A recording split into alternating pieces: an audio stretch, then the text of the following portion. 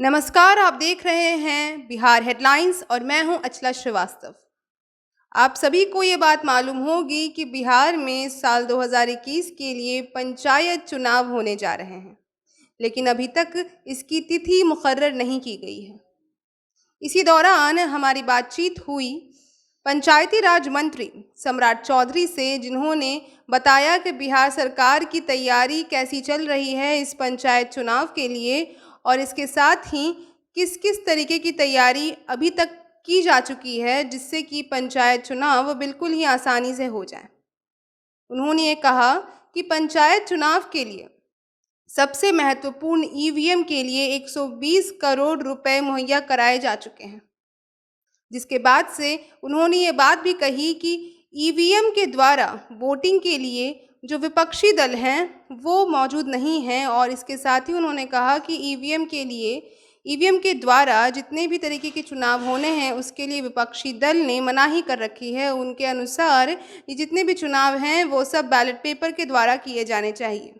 हालांकि राज्य निर्वाचन आयोग, जिनको ही पंचायत चुनाव की तिथि बतानी है, उन्होंने अभी तक यह निर्णय नहीं लिया है कि आखिरकार ये चुनाव ईवीएम के द्वारा होंगे या फिर नहीं। लेकिन ऐसा कहना है सम्राट चौधरी का कि ये जो पंचायत चुनाव है वो बिल्कुल ईवीएम के द्वारा ही किया जाएगा।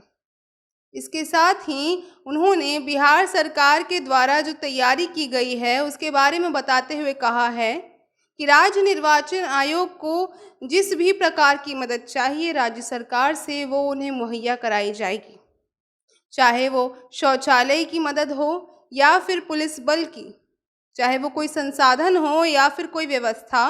हर तरह की मदद राज्य सरकार देने के लिए तैयार है राज्य निर्वाचन आयोग को। इसके साथ ही उन्होंने ये भी कहा है कि राज्य निर्वाचन आयोग के द्वारा अभी तक तारीख मुकर्रर नहीं की गई है, लेकिन ये उम्मीद है कि जल्द ही पंचायत चुनाव होंगे। इसके साथ ही उन्होंने ये भी कहा कि पंचायत चुनाव के लिए जो भी नए कैंडिडेट्स उभर कर आ रहे हैं वे उनकी भी मदद कर रहे हैं, यानी कि राज्य सरकार, हमारी नीतीश सरकार ये कोशिश कर रही है कि जितने भी पंचायती चुनाव में खड़े हो रहे नए कैंडिडेट्स हैं उन्हें बिल्कुल भी मुश्किलात नहीं पैदा हो इन चुनावों में खड़े रहने के लिए, और उन्हें सारी सुविधाएं व सारी जानकारियां बिल्कुल समय पर पहुंचा दी जाए। इसी पर बात करते हुए उन्होंने यह भी कहा कि हालांकि जो विपक्षी दल हैं वो ईवीएम से वोटिंग कराने के पक्ष में नहीं है, लेकिन ये बिल्कुल तय है कि वोटिंग ईवीएम के द्वारा ही होगी। हालांकि अभी तक ये चुनाव नहीं किया गया है कि वोटिंग ईवीएम के द्वारा होगी या नहीं, क्योंकि ये तय करना है राज्य के निर्वाचन आयोग यानी इलेक्शन कमीशन को, और इलेक्शन कमीशन के द्वारा ही तय की जाएगी तारीख पंचायत चुनाव की।